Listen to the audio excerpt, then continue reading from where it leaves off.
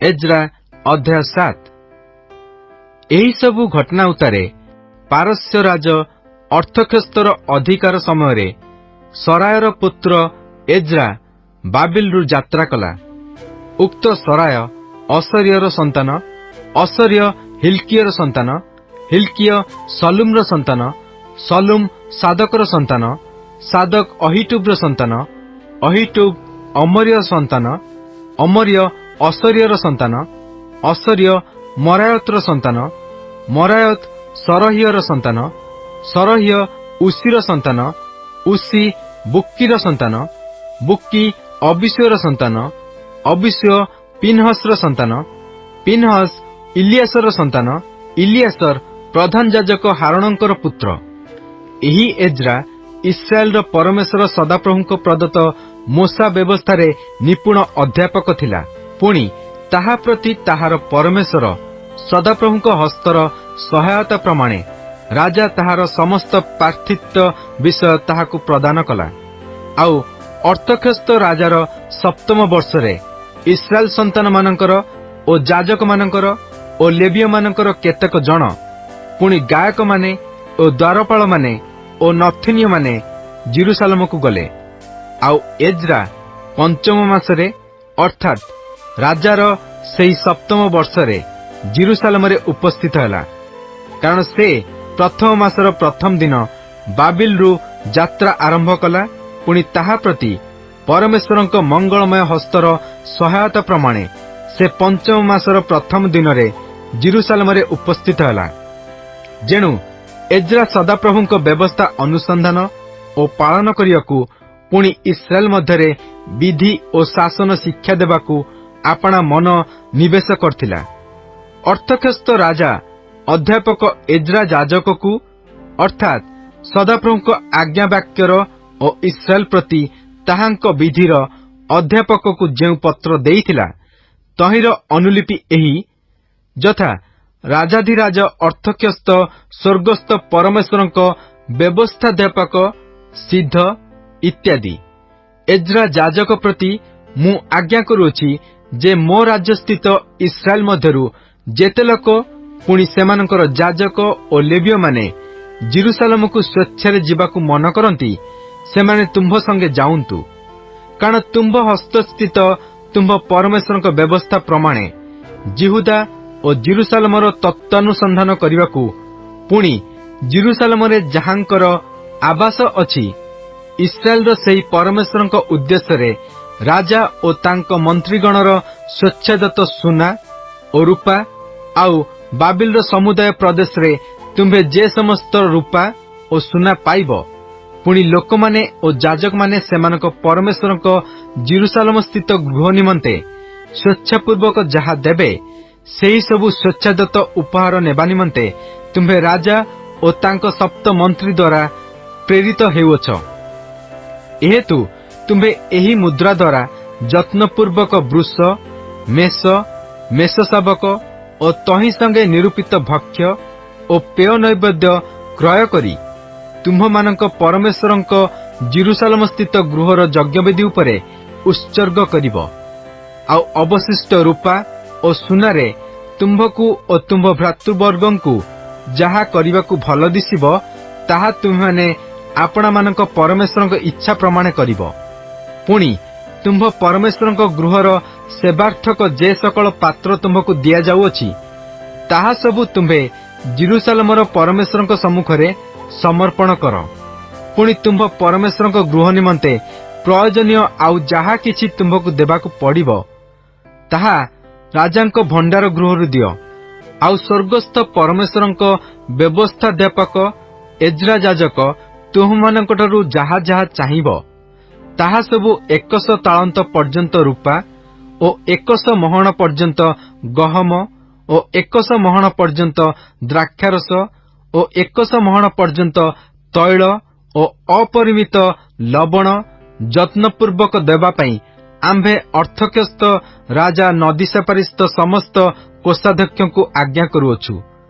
स्वर्गस्थ परमेश्वरଙ୍କ द्वारा जहा जहा आज्ञा करा जाइअछि ताहा सबु स्वर्गस्थ परमेश्वरଙ୍କ गृह निमंते ठीक रूपे करा जाऊ, कारण राजा ଓ ତାଙ୍କ ପୁତ୍ରଗଣର ରାଜ୍ୟ ବିରୁଦ୍ଧରେ କାହିଁକି କୋପ ବର୍ତ୍ତିବ? ଆହୁରି ଯାଜକମାନଙ୍କର ଓ ଲେବୀୟମାନଙ୍କର, ଗାୟକମାନଙ୍କର, ଦ୍ୱାରପାଳମାନଙ୍କର, ନଥିନୀୟମାନଙ୍କର ଓ ପରମେଶ୍ୱରଙ୍କ ଏହି ଗୃହର ସେବକମାନଙ୍କର କାହାରି ଉପରେ କର, ରାଜସ୍ୱ ବା ମାସୁଲ ବସାଇବା ବ୍ୟବସ୍ଥା ବିରୁଦ୍ଧ ହେବ ବୋଲି ଆମ୍ଭେମାନେ ତୁମମାନଙ୍କୁ ଜଣାଉଅଛୁ। ଆଉ ହେ ଏଜ୍ରା, ତୁମ୍ଭ ପରମେଶ୍ୱରଙ୍କ ବିଷୟକ ଯେଉଁ ଜ୍ଞାନ ତୁମ୍ଭ ହସ୍ତରେ ଅଛି, ତଦନୁସାରେ ନଦୀ ସେପାରିସ୍ଥ ସମସ୍ତ ଲୋକଙ୍କର ବିଚାରାର୍ଥେ ଯେଉଁମାନେ ତୁମ୍ଭ ପରମେଶ୍ୱରଙ୍କ ବ୍ୟବସ୍ଥା ଜାଣନ୍ତି, ଏପରି ଶାସନକର୍ତ୍ତା ଓ ବିଚାରକର୍ତ୍ତାମାନଙ୍କୁ ତୁମ୍ଭେ ନିଯୁକ୍ତ କର।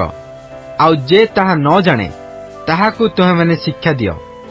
ଆଉ ଯେ କେହି ତୁମ୍ଭ ପରମେଶ୍ୱରଙ୍କ ବ୍ୟବସ୍ଥା ଓ ରାଜବ୍ୟବସ୍ଥା ପାଳିବାକୁ ଅସମତ ହେବ, ସେହି ଦୋଷ ପ୍ରାଣଦଣ୍ଡର କି ନିର୍ବାସନର କି ଅର୍ଥଦଣ୍ଡର କି କାରାଦଣ୍ଡର ଯୋଗ୍ୟ ହେଉ ପଛେ ଯତ୍ନପୂର୍ବକ ତାହା ଶାସନ କରାଯିବ।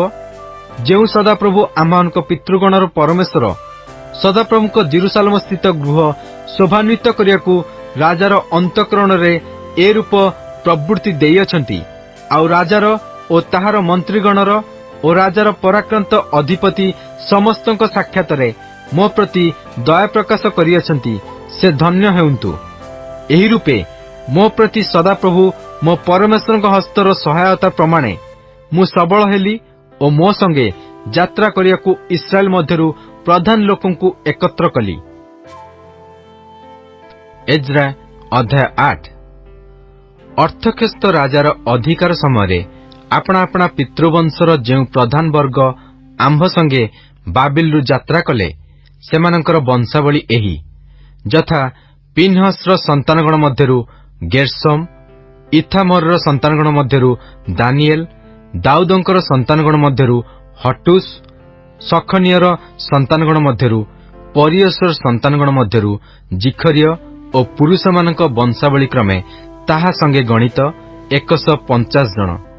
ପହତ ମୟାବର ସନ୍ତାନଗଣ ମଧ୍ୟରୁ ସରହିୟର ପୁତ୍ର ଇଲିହ ଐନୟ ଓ ତାହା ସଙ୍ଗେ 200 ପୁରୁଷ।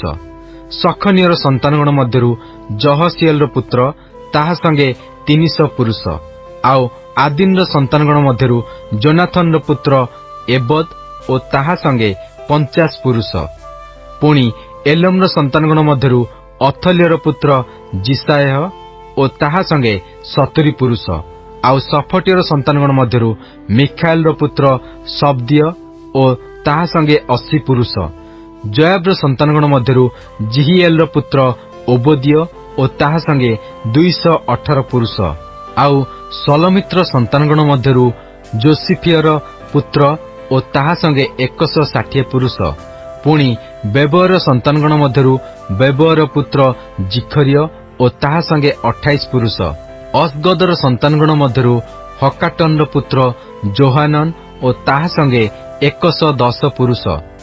ଆଉ ଅଦୋନିକାମର ସନ୍ତାନଗଣ ମଧ୍ୟରୁ କନିଷ୍ଠମାନେ ଓ ସେମାନଙ୍କ ନାମ ଏହି, ଇଲିଫେଲଟ, ଜିୟୁଏଲ ଓ ସମୟ, ସେମାନଙ୍କ ସଙ୍ଗେ 60 ପୁରୁଷ। ଆଉ ବିଗବୟର ସନ୍ତାନଗଣ ମଧ୍ୟରୁ ଉଥୟ ଓ ସବୁତ ଓ ସେମାନଙ୍କ ସଙ୍ଗେ 70 ପୁରୁଷ। ପୁଣି ମୁଁ ଏମାନଙ୍କୁ ଅହବାଗାମିନୀ ନଦୀ ନିକଟରେ ଏକତ୍ର କଲି, ଆଉ ସେଠାରେ ଆମ୍ଭେମାନେ ଛାଉଣି କରି 3 ଦିନ ରହିଲୁ। ଏଥିରେ ମୁଁ ଲୋକମାନଙ୍କୁ ଓ ଯାଜକମାନଙ୍କୁ ନିରୀକ୍ଷଣ କରି ଲେବୀର ସନ୍ତାନଗଣ ମଧ୍ୟରୁ କାହାକୁ ପାଇଲି ନାହିଁ। ତେବେ ମୁଁ ଇଲିଏସର, ଅରିଏଲ, ସମୟ ଓ ଇଲନାଥନ ଓ ଜାରିବ ଓ ଇଲନାଥନ ଓ ନାଥନ ଓ ଜିଖରିୟ ଓ ମସୁଲମ, ଏହି ପ୍ରଧାନ ଲୋକମାନଙ୍କୁ ମଧ୍ୟ ଜୟାରିବ ଓ ଇଲନାଥନ ଶିକ୍ଷକମାନଙ୍କୁ ଡାକିବାକୁ ଲୋକ ପଠାଇଲି। ଏଉତାରେ ମୁଁ ସେମାନଙ୍କୁ କାସିଫିଆ ନାମକ ସ୍ଥାନର ପ୍ରଧାନ ଲୋକ ଇଦୋ ନିକଟକୁ ପଠାଇଲି। ପୁଣି ଆମ୍ଭମାନଙ୍କ ପରମେଶ୍ୱରଙ୍କ ଗୃହ ନିମନ୍ତେ ଆମ୍ଭମାନଙ୍କ ନିକଟକୁ ପରିଚାରକମାନଙ୍କୁ ଆଣ ବୋଲି କାସିଫିଆ ସ୍ଥାନସ୍ଥ ଇଦୋକୁ ଓ ତାହାର ଭ୍ରାତୃଗଣ ନଥିନୀୟମାନଙ୍କୁ କହିବା ପାଇଁ ମୁଁ ସେମାନଙ୍କୁ ଆଦେଶ କଲି। ତହୁଁ ଆମ୍ଭମାନଙ୍କ ପ୍ରତି ଆମ୍ଭମାନଙ୍କ ପରମେଶ୍ୱରଙ୍କ ମଙ୍ଗଳମୟ ହସ୍ତର ସହାୟତା ପ୍ରମାଣେ ସେମାନେ ଇସ୍ରାଏଲର ପୌତ୍ର ଲେବୀର ପୁତ୍ର ମହଲିର ସନ୍ତାନଗଣ ମଧ୍ୟରୁ 1 ଜଣ ପ୍ରବୀଣ ଲୋକକୁ, ପୁଣି ସେରେବିୟ ଓ ତାହାର ପୁତ୍ର ଓ ଭ୍ରାତୃଗଣ ସମେତ 18 ଜଣକୁ, ଆଉ ହସବିୟ ଓ ତାହା ସଙ୍ଗେ ମରାରୀ ସନ୍ତାନଗଣ ମଧ୍ୟରୁ ଜିସାୟହ ତାହାର ଭ୍ରାତୃଗଣ ଓ ସେମାନଙ୍କ ପୁତ୍ରଗଣ ସମେତ 20 ଜଣକୁ, ଆଉ ଦାଉଦ ଓ ଅଧିପତିମାନେ ଯେଉଁ ନଥିନୀୟମାନଙ୍କୁ ଲେବୀୟମାନଙ୍କ ସେବା କାର୍ଯ୍ୟ ନିମନ୍ତେ ଦେଇଥିଲେ, ସେମାନଙ୍କ ମଧ୍ୟରୁ 220 ଜଣ ନଥିନୀୟ ଲୋକ ଆଣିଲେ। ଏ ସମସ୍ତଙ୍କ ନାମ ଲିଖିତ ହେଲା।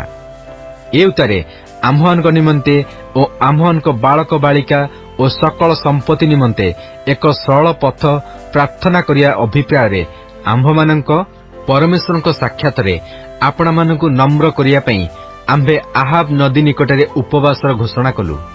କାରଣ ପଥ ମଧ୍ୟରେ ଶତ୍ରୁ ବିରୁଦ୍ଧରେ ଆମ୍ଭମାନଙ୍କର ସାହାଯ୍ୟ କରଣାର୍ଥେ ରାଜାଙ୍କୁ ଏକ ଦଳ ସୈନ୍ୟ ଓ ଅଶ୍ୱାରୂଢ଼ ମାଗିବାକୁ ଆମ୍ଭର ଲଜ୍ଜାବୋଧ ହେଲା। ଯେହେତୁ ଯେଉଁମାନେ ଆମ୍ଭମାନଙ୍କ ପରମେଶ୍ୱରଙ୍କର ଅନ୍ୱେଷଣ କରନ୍ତି, ସେ ସମସ୍ତଙ୍କର ମଙ୍ଗଳ ନିମନ୍ତେ ସେମାନଙ୍କ ପ୍ରତି ତାହାଙ୍କ ହସ୍ତର ସହାୟତା ଅଛି। ମାତ୍ର ଯେଉଁମାନେ ତାହାଙ୍କୁ ପରିତ୍ୟାଗ କରନ୍ତି, ସେ ସମସ୍ତଙ୍କ ପ୍ରତିକୂଳରେ ତାହାଙ୍କର ପରାକ୍ରମ ଓ କୋପ ଅଛି। ଏହି କଥା ଆମ୍ଭେମାନେ ରାଜାଙ୍କୁ କହିଥିଲୁ। ଏହେତୁ ଆମ୍ଭେମାନେ ଉପବାସ କଲୁ ଓ ତହିଁ ନିମନ୍ତେ ଆମ୍ଭମାନଙ୍କ ପରମେଶ୍ୱରଙ୍କ ନିକଟରେ ବିନତି କଲୁ। ତହିଁରେ ସେ ଆମ୍ଭମାନଙ୍କ ପ୍ରତି ପ୍ରସନ୍ନ ହେଲେ। ତହୁଁ ମୁଁ ଯାଜକମାନଙ୍କ ମଧ୍ୟରୁ 12 ଜଣ ପ୍ରଧାନ ଲୋକଙ୍କୁ ଅର୍ଥାତ୍ ସେରେବିୟ, ହସବିୟ ଓ ସେମାନଙ୍କ ସହିତ ସେମାନଙ୍କର 10 ଜଣ ଭ୍ରାତାଙ୍କୁ ପୃଥକ୍ କଲୁ। ଆଉ ରାଜା ଓ ତାହାର ମନ୍ତ୍ରୀଗଣ ଓ ତାହାର ଅଧିପତିମାନେ ଓ ଉପସ୍ଥିତ ଇସ୍ରାଏଲ ଲୋକ ସମସ୍ତେ ଆମ୍ଭମାନଙ୍କ ପରମେଶ୍ୱରଙ୍କ ଗୃହ ନିମନ୍ତେ ଯେଉଁ ରୂପା ଓ ସୁନା ଓ ପାତ୍ର ସବୁ ଉପହାର ରୂପେ ପ୍ରଦାନ କରିଥିଲେ, ତାହା ସେମାନଙ୍କୁ ତଉଲି ଦେଲୁ। ମୁଁ ସେମାନଙ୍କ ହସ୍ତରେ 650 ତାଳନ୍ତ ରୂପା ଓ 100 ତାଳନ୍ତ ରୌପ୍ୟମୟ ପାତ୍ର, 100 ତାଳନ୍ତ ସୁନା, 1000 ଡାରିକ୍ ମୂଲ୍ୟର 20 ସ୍ୱର୍ଣ୍ଣମୟ ପାତ୍ର, ପୁଣି ସ୍ୱର୍ଣ୍ଣତୁଲ୍ୟ ବହୁମୂଲ୍ୟ ଉତ୍ତମ ଉଜ୍ଜଳ ପିତ୍ତଳର 2 ପାତ୍ର ତଉଲି ଦେଲି। ପୁଣି ମୁଁ ସେମାନଙ୍କୁ କହିଲି, ତୁମେମାନେ ସଦାପ୍ରଭୁଙ୍କ ଉଦ୍ଦେଶ୍ୟରେ ପବିତ୍ର ଓ ପାତ୍ର ସବୁ ପବିତ୍ର। ଆଉ ଏହି ରୂପା ଓ ସୁନା ତୁମ୍ଭମାନଙ୍କୁ ପିତୃଗଣର ପରମେଶ୍ୱର ସଦାପ୍ରଭୁଙ୍କ ଉଦ୍ଦେଶ୍ୟରେ ସ୍ୱେଚ୍ଛାଦତ୍ତ ଉପହାର ଅଟେ। ସଦାପ୍ରଭୁଙ୍କ ଜେରୁସାଲେମସ୍ଥ ଗୃହର କୋଠରୀରେ ପ୍ରଧାନ ଯାଜକବର୍ଗର ଓ ଲେବୀୟମାନଙ୍କର ଓ ଇସ୍ରାଏଲୀୟ ପିତୃବଂଶାଧିପତିମାନଙ୍କର ସାକ୍ଷାତରେ ଏହା ସବୁ ତଉଲି ନ ଦେବା ପର୍ଯ୍ୟନ୍ତ ତୁମେମାନେ ସତର୍କ ହୁଅ ଓ ଏହା ସବୁ ରକ୍ଷା କର। ତହିଁରେ ଯାଜକମାନେ ଓ ଲେବୀୟମାନେ ଆମ୍ଭମାନଙ୍କ ପରମେଶ୍ୱରଙ୍କ ଜେରୁସାଲେମସ୍ଥ ଗୃହକୁ ଆଣିବା ପାଇଁ ସେହି ତଉଲା ରୂପା ଓ ସୁନା ଓ ପାତ୍ର ସକଳ ଗ୍ରହଣ କଲେ। ଅନନ୍ତର ଆମ୍ଭେମାନେ ଜେରୁସାଲେମକୁ ଯାତ୍ରା କରିବା ନିମନ୍ତେ ପ୍ରଥମ ମାସର 12 ଦିନ ଅହବା ନଦୀ ନିକଟରୁ ପ୍ରସ୍ଥାନ କଲୁ। ପୁଣି ଆମ୍ଭମାନଙ୍କ ପରମେଶ୍ୱରଙ୍କ ହସ୍ତ ଆମ୍ଭମାନଙ୍କର ସହାୟ ହେଲା। ଆଉ ପଥ ମଧ୍ୟରେ ସେ ଶତ୍ରୁ ଓ ଛକି ବସିବା ଲୋକ ହସ୍ତରୁ ଆମ୍ଭମାନଙ୍କୁ ଉଦ୍ଧାର କଲେ। ତହିଁରେ ଆମ୍ଭେମାନେ ଜେରୁସାଲେମରେ ଉପସ୍ଥିତ ହୋଇ ସେଠାରେ 3 ଦିନ ବିଶ୍ରାମ କଲୁ। ତହୁଁ ଚତୁର୍ଥ ଦିନ ସେହି ରୂପା ଓ ସୁନା ଓ ପାତ୍ର ସକଳ ଆମ୍ଭମାନଙ୍କ ପରମେଶ୍ୱରଙ୍କ ଗୃହରେ ତଉଲା ଯାଇ ଉରିୟ ଯାଜକର ପୁତ୍ର ମରେମୋତ ହସ୍ତରେ ଦିଆଗଲା। ତାହା ସଙ୍ଗେ ପିନହସର ପୁତ୍ର ଇଲିଆସର ଥିଲା। ଆଉ ସେମାନଙ୍କ ସଙ୍ଗେ ଜେସୁଏର ପୁତ୍ର ଯୋସାବଦ ଓ ବିନୁଇର ପୁତ୍ର ନୋଅଦିୟ ଏହି ଲେବୀୟମାନେ ଥିଲେ। ସମଗ୍ର ଦ୍ରବ୍ୟ ଗଣିତ ଓ ପରିମିତ ହୋଇ ଦିଆଗଲା ଓ ସେହି ସମୟରେ ସେହି ସବୁ ଓଜନ ଲେଖାଗଲା।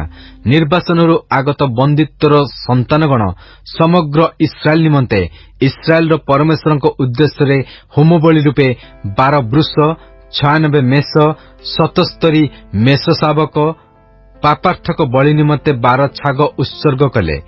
ଏହି ସବୁ ସଦାପ୍ରଭୁଙ୍କ ଉଦ୍ଦେଶ୍ୟରେ ହୋମାର୍ଥକ ବଳି ଥିଲା। ଏଉତାରେ ସେମାନେ ନଦୀ ସେପାରିସ୍ଥ ରାଜପ୍ରତିନିଧିମାନଙ୍କୁ ଓ ଦେଶାଧ୍ୟକ୍ଷମାନଙ୍କୁ ରାଜାଜ୍ଞା ପତ୍ର ସମର୍ପଣ କଲେ। ତହିଁରେ ସେମାନେ ଲୋକମାନଙ୍କର ଓ ପରମେଶ୍ୱରଙ୍କ ଗୃହ କାର୍ଯ୍ୟର ସାହାଯ୍ୟ କଲେ। ଏଜ୍ରା ଅଧ୍ୟାୟ 9। ଏହି ସବୁ କର୍ମ ସମାପ୍ତ ହେଲା ଉତ୍ତାରେ ଅଧିପତିମାନେ ଆମ୍ଭ ନିକଟକୁ ଆସି କହିଲେ, ଇସ୍ରାଏଲ ଲୋକମାନେ ଓ ଯାଜକମାନେ ଓ ଲେବୀୟମାନେ ଅନ୍ୟ ଦେଶୀ ଗୋଷ୍ଠୀମାନଙ୍କଠାରୁ ଆପଣମାନଙ୍କୁ ପୃଥକ୍ ନ କରି ସେମାନଙ୍କର ଅର୍ଥାତ୍ କିଣାନୀୟ, ହିତୀୟ, ପରିସୀୟ, ଜିବୁସୀୟ, ଅମୋନୀୟ, ମୋୟାବୀୟ, ମିଶ୍ରୀୟ ଓ ଇମୋରୀୟମାନଙ୍କର ଘୃଣାଯୋଗ୍ୟ କର୍ମାନୁସାରେ କରୁଅଛନ୍ତି। କାରଣ ସେମାନେ आपणामानଙ୍କ ଓ आपणामानଙ୍କ पुत्रगण निमंते सेमानंकर कन्यागणକୁ ग्रहण करिअछंती। एही रूपे पवित्र वंश अन्य देशी गोष्ठीमानଙ୍କ संगे आपणामानଙ୍କୁ मिश्रित करिअछंती। आहुरी एही अपराधरे अधिपति ओ शासनकर्तामानଙ୍କ हस्त प्रधान होइअछि। तहिरे मु एही कथा सुनन्ते आपणा वस्त्र ओ चोगा चिरी आपणा मस्तक ओ दाढ़ीर केश छिंडाई विस्मित होई बसिली। सेतବେଳେ निर्वासित लोकमानଙ୍କ अपराध हेतुरु इस्राएलर परमेश्वरଙ୍କ वाक्ୟରେ कंपित प्रत्येक लोक मोर निकटरे एकत्रित हेले। पुणी मु संध्याकालीन बलिदान समय पर्यंत विस्मित होई बसिली। तहु संध्याकालीन बलिदान समय मु आपणा मन दुखरु उठिली। मो देहरे मोहर चिरा वस्त्र ओ चोगा थिला। पुणी मु आपणा आंठुपाती सदाप्रभु मो परमेश्वरଙ୍କ आड़े हस्त विस्तार करी कहिली, हे मोहर परमेश्वर, मु लज्जित अछि। हे मोहर परमेश्वर, मु तुम्भ आड़े मुख टेकियाकु विसन्न अछि, कारण आम्भମାନଙ୍କ अपराध आम्भମାନଙ୍କ मस्तकर ऊर्ध्वरे बढ़ी उठिअछि ओ आम्भମାନଙ୍କ दोष गगनस्पर्शी होइअछि। आम्भମାନଙ୍କ पूर्वपुरुषगणर समयठारु आजि पर्यंत आम्भମାନେ अतिशय दोषी होइअछु। आपणମାନଙ୍କ अपराध सकाशु आजिर न्याय आम्भेମାନେ आम्भମାନଙ୍କ राजगण ଓ आम्भମାନଙ୍କ ଯାଜକଗଣ नाना देशीय राजगण हस्तरे खड्गरे बंदित्वरे ଓ लुट्रे मुख विषन्नतारे समर्पित होइअछु।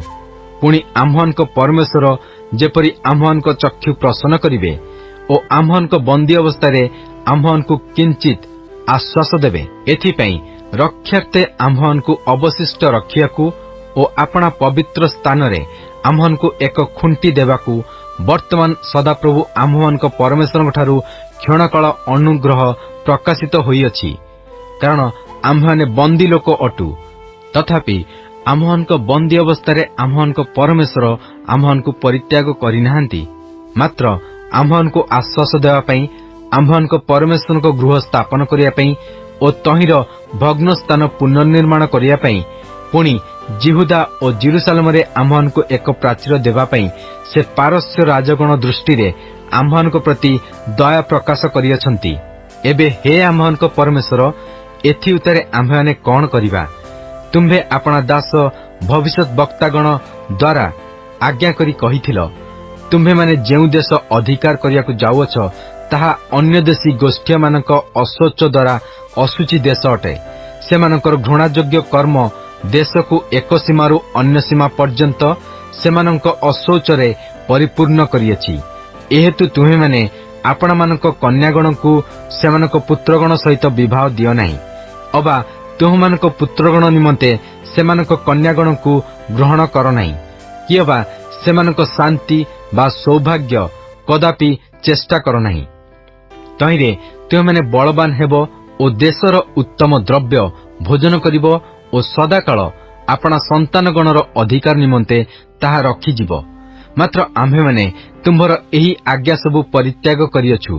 एणु हे आम्भମାନଙ୍କ परमेश्वर, आम्भମାନଙ୍କ दुष्कर्म ओ महादोष सकाशु आम्भମାନଙ୍କ प्रति एही सबु घटिले हे तुम्भे जे आम्भମାନଙ୍କ अपराधर उचित दंडरु उणा दंड आम्भମାନଙ୍କୁ देइअछ ओ आम्भମାନଙ୍କର एपरि अवशिष्ट लोक रखिअछ, एहा देखि आम्भेମାନେ कौन पुनर्बार तुम्भर आज्ञा लंघन करिबु ओ एही घृणायोग्य कर्मकारी अन्य गोष्ठीमानଙ୍କ संगे कुटुंबिता करिबु? कले तुम्भे कौन आम्भମାନଙ୍କୁ निशेष करिया पर्यंत क्रुद्ध नहिब? तहिरे केही अवशिष्ट कि रक्षित रहिबे नहीं। हे सदाप्रभु इस्राएलर परमेश्वर, तुम्भे धर्ममय अट, कारण आम्भेମାନେ आजि पर्यंत रक्षा पाई अवशिष्ट अछु।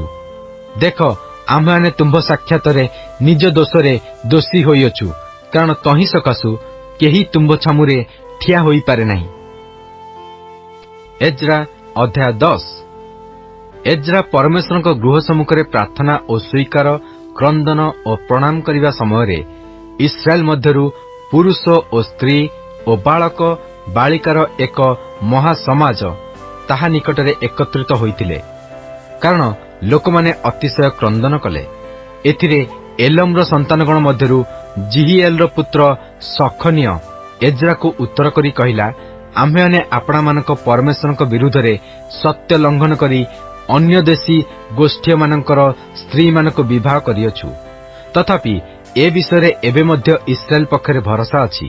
ଏହେତୁ ଆମ୍ଭେମାନେ ଏବେ ଆମ୍ଭ ପ୍ରଭୁଙ୍କର ଓ ଆମ୍ଭମାନଙ୍କ ପରମେଶ୍ୱରଙ୍କ ଆଜ୍ଞାରେ କମ୍ପିତ ଲୋକମାନଙ୍କର ମନ୍ତ୍ରଣାନୁସାରେ ଏହି ସକଳ ଭାର୍ଯ୍ୟା ଓ ଏମାନଙ୍କଠାରୁ ଜାତ ସମସ୍ତଙ୍କୁ ଦୂର କରିଦେବା ପାଇଁ ଆମ୍ଭମାନଙ୍କ ପରମେଶ୍ୱରଙ୍କ ସହିତ ନିୟମ କରୁ, ଆଉ ଏହା ବ୍ୟବସ୍ଥାନୁସାରେ କରାଯାଉ।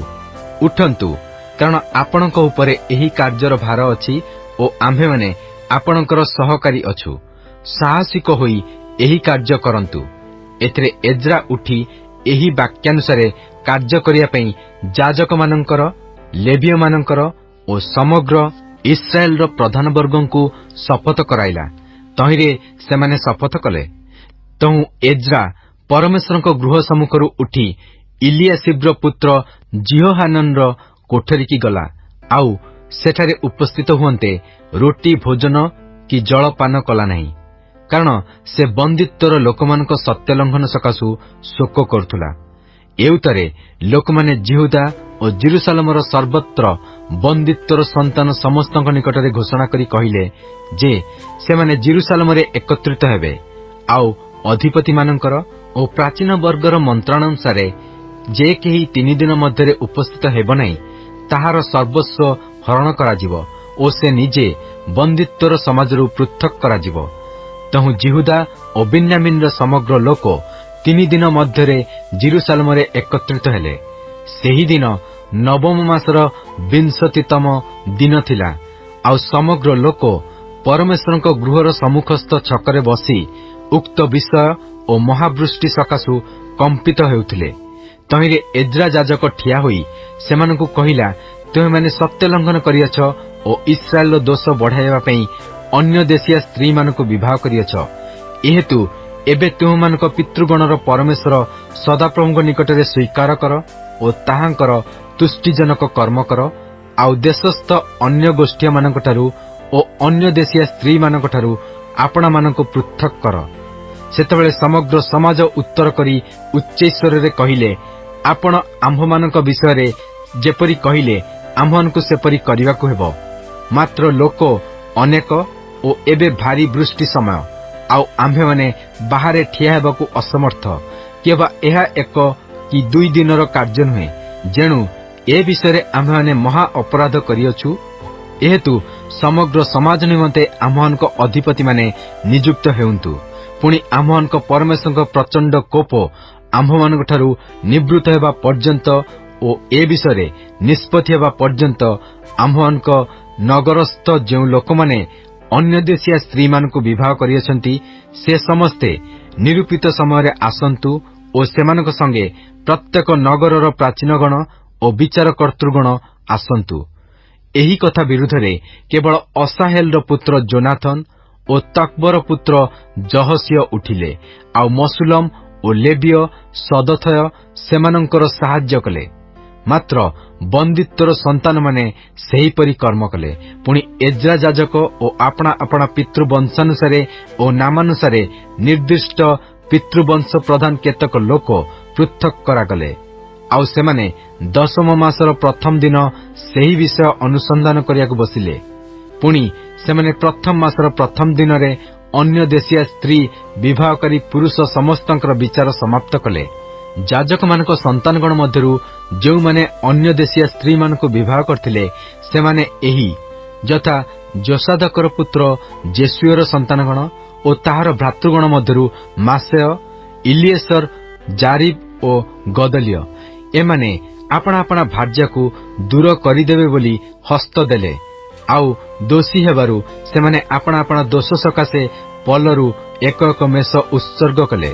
ଆଉ ଇମେରର ସନ୍ତାନଗଣ ମଧ୍ୟରୁ ହନାନି ଓ ସବଦିୟ ଓ ହାରିନର ସନ୍ତାନଗଣ ମଧ୍ୟରୁ ମାସେୟ ଓ ଏଲିୟ ଓ ସମୟ ଓ ଜିହିଏଲ ଓ ଉସିୟ, ଆଉ ପଶୁହରର ସନ୍ତାନମାନଙ୍କ ମଧ୍ୟରୁ ଇଲି ଓ ଐନୟ, ମାସେୟ, ଇସ୍ମାଏଲ, ନଥନେଲ, ଯୋସାବଦ ଓ ଇଲିଆସା, ଆଉ ଲେବୀୟମାନଙ୍କ ମଧ୍ୟରୁ ଯୋସାବଦ ଓ ସିମି ଓ କଲାୟ, ଏହାକୁ କଲିଟ କହନ୍ତି।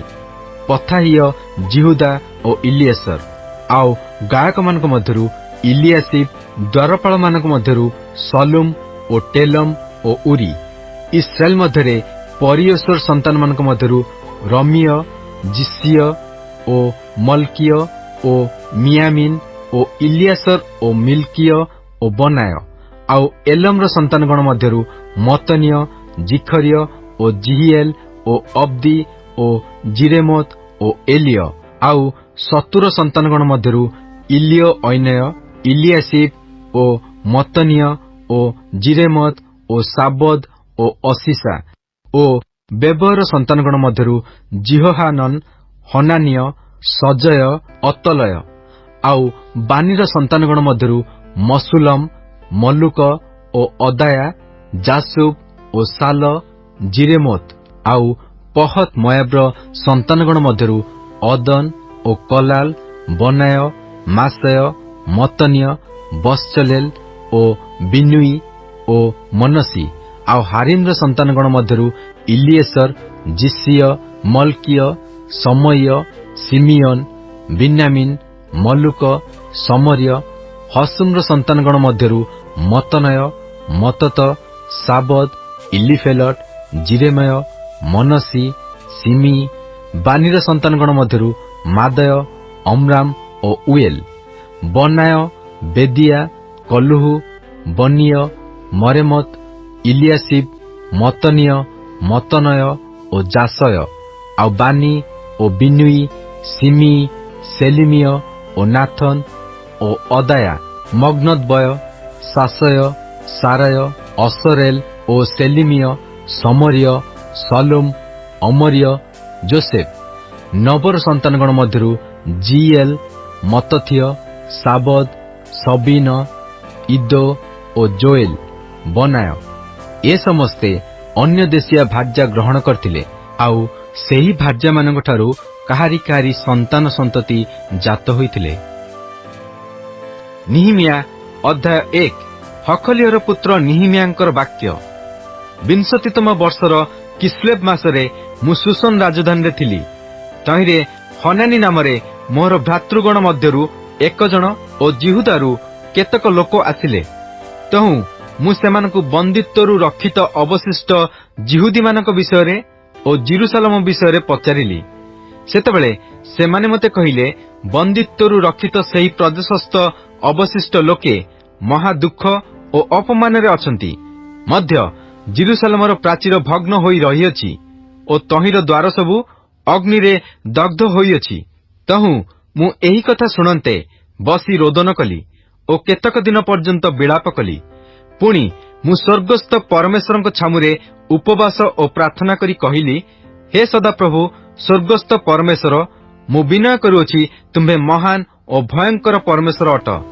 जो माने तुम्भकु प्रेम करंती ओ तुम्भर सबु आज्ञा पालन करंती, सेमानଙ୍କ पक्षरे तुम्भे नियम ओ दया पालन करिथ। मु तुम्भ विरुद्धरे आम्भମାନଙ୍କ कृत इस्राएल संतानगणर पाप स्वीकार करी तुम्भ दास इस्राएल संतानगण पक्षरे दिवारात्र एही समय तुम्भ छामुरे जेउ प्रार्थना करूअछि, आपना दासर सेही प्रार्थना सुनिया पई एबे तुम्भर कर्ण निविष्ट ओ तुम्भर चक्षु मुक्त हेउ। मु ओ मोहर पितृवंश ही पाप करूअछु।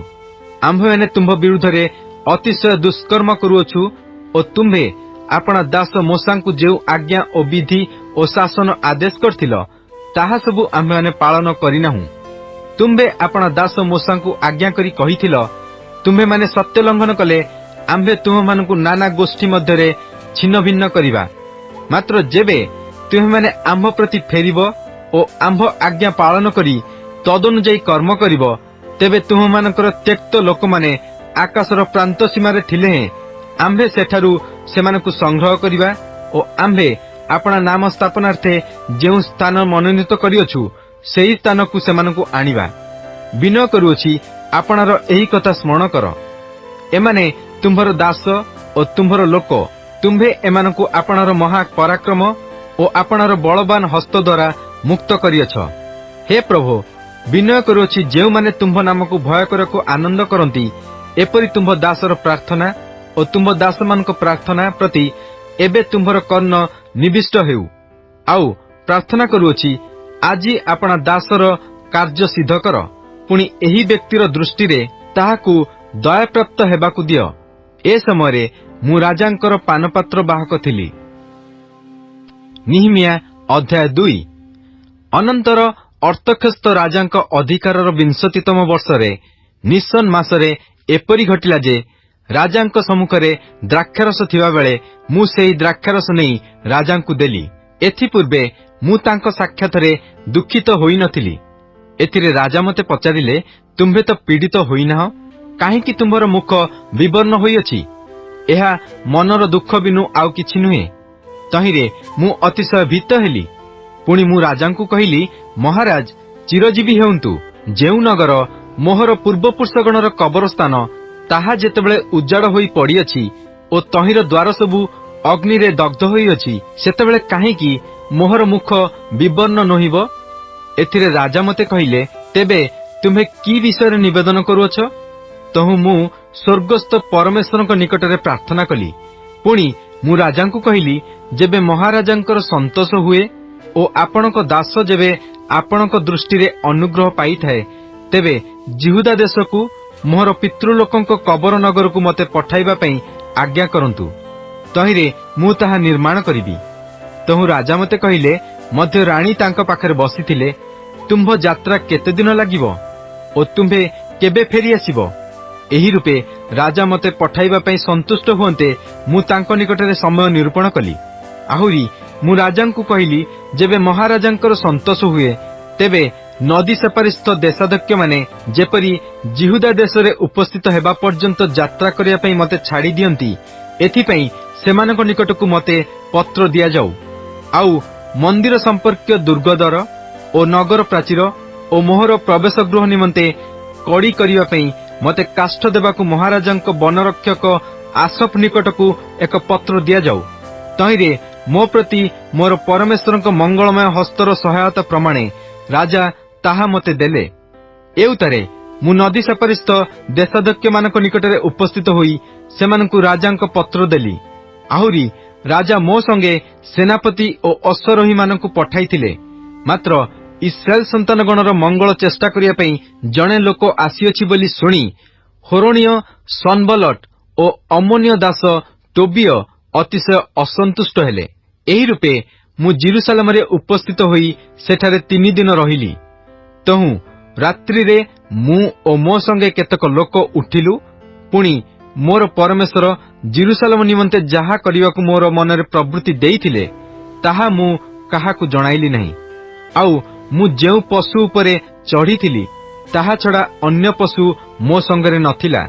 पुणी मु रात्रि रे बाहरी उपत्यका द्वार देई नागकूप ओ खत द्वार पर्यंत गली ओ जेरुसालेमर भग्न प्राचीर ओ तहिर अग्निदग्ध द्वार सबु देखिली। तहु मु निर्झर द्वार ओ राजपुष्करिणी पर्यंत गली। मात्र सेठारे मोर बाहन पशुर जीवार स्थान नथिला। तेबे मु रात्रि काले नदी निकट देई ऊर्ध्वकु गमन करी प्राचीर देखिली। तहु मु बुली उपत्यका द्वार देई प्रवेश करी फेरी आसिली। मात्र मु केउ आडे गली ओ कोन कली एहा अध्यक्ष माने जानिले नहीं। आउ से पर्यंत मु जिहुदिया मानंकु कि जाजक मानंकु कि कुलीन मानंकु कि अध्यक्ष मानंकु कि अन्य कर्मचारी मानंकु ताहा जणाई नथिली। एउतारे मु सेमानंकु कहिली, आम्भे माने की प्रकार मंद अवस्था रे अछु, जेरुसालेम किपरि उजाड़ होई पड़ी अछि ओ तहिर द्वार सबु अग्नि रे दग्ध होई अछि, एहा तुमे माने देखुअछ। आस आम्भे माने जेपरि आउ निंदा प्राप्त नहिबा, एथि पई जेरुसालेमर प्राचीर निर्माण करू। तहु मो प्रति मोर परमेश्वरक मंगलमय हस्त विषय मध्य मो प्रति उक्त राजांक कथा विषय मु सेमानकु जणाइली। तहिरे सेमाने कहिले, आस आम्भे माने उठी निर्माण करिबा। एही रूपे सेमाने सेही उत्तम कार्य निमंते आपण मानक हस्त सबल कले। मात्र होरणीय सनबलट ओ अमोनीय दास टोबिय ओ आरबीय गेसम एहा सुनी आम्भनकु परिहास ओ तुच्छ करी कहिले, तुमे माने ए की कार्य करूअछ? तुमे माने कि राजद्रोह करिवो? तेबे मु उत्तर करी सेमानकु कहिली, जे स्वर्गस्थ परमेश्वर से आम्भनक कार्य सिद्ध करिवे। एथिपई ताहांकर दास आम्भे माने उठी निर्माण करिबु। मात्र जेरुसालेम रे तुम मानकर कौनसी अंश कि अधिकार कि स्मृति चिन्ह नाही।